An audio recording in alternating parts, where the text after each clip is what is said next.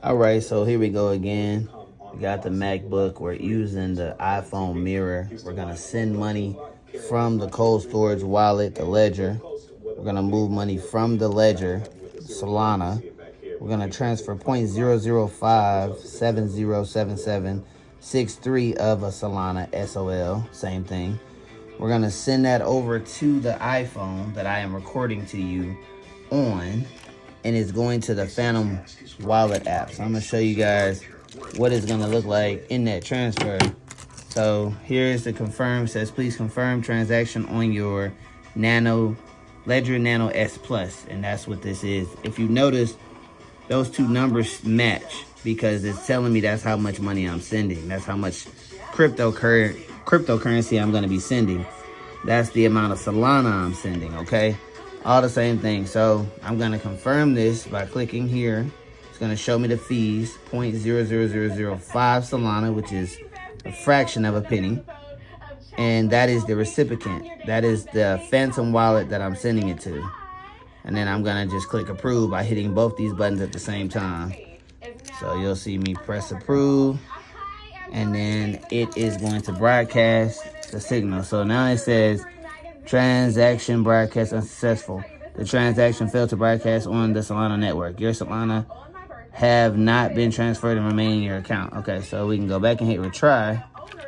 We can click this again, load that app again, and we can go and see if we can get it to approve the transaction. So we'll see what happens this time. Maybe it timed out.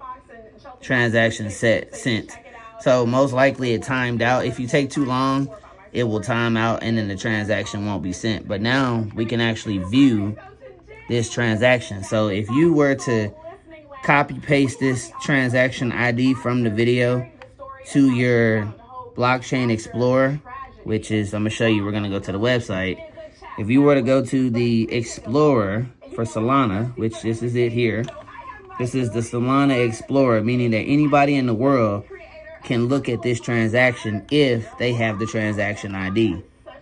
So here's the transaction ID at the top. Here's their signature. Okay. And then underneath that, it says that it was success. And it timestamps it, May 14th, 2025 at 12:31 p.m. Central Daylight Savings Time. And it's finalized. That's the status. Confirmation status. Finalized. Confirmations. Max. So that means that it's been put in slot 340 million. 00. Yeah, okay. So anyway, this is just information on the blockchain. See how it says recent block hash? This is the block hash, meaning that the encryption understands all of this. This is computer stuff here. Compute unit consumed, units used, basically 300 units. So if you look at these transactions, every transaction will have compute units used. Every transaction will have a fee. See, the fee is 0.00005, which is a fraction of a penny.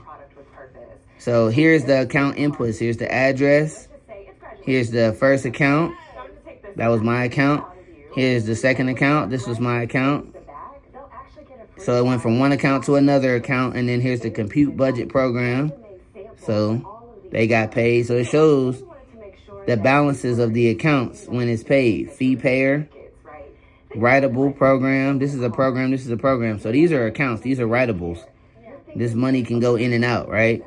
But here, these are programs. These just receive fees. Just tiny little fees. System program, compute budget program. So just kind of showing you guys how this all works. You know, cryptocurrency is a real thing. This is something that is happening all over the globe, and it's really just computer information being put in computer information and sent from A to B. You know, it could be going from Houston to New York, or it could be going from New York to Thailand. It doesn't really matter. All of this information is just to keep it secure, keep it safe. You know, a hacker wouldn't even know what to do with half of this information, you know, and even if they did, they still couldn't take information. They wouldn't be able to take this information and just take money from the system. That's what I try to get you guys to understand. is that just because a hacker could have any of this information, that's why I'm able to post it online, that it doesn't mean that that information will allow them to steal my money. Because I can post any of this information and a hacker will never be able to take my money because of the way it's secure. That's why I show you how comfortable I am posting this information, because I want you to understand that you can save your money like this, and this is a good way to keep your money safe. So this is Solana that we're working with here. There's a total of $16 in this wallet. Now, here's the last transaction right here. So today it was sent and it's already been confirmed. It says it's sending, but if I click on the transaction, it says not confirmed. But when we go to the Blockchain Explorer, we seen that it was confirmed. So, and that's where it's important that it's confirmed at. So it's gonna load. See, it's confirmed, success, finalized. So it's confirmed. So now the app, sometimes the app is just slow. It's not catching up.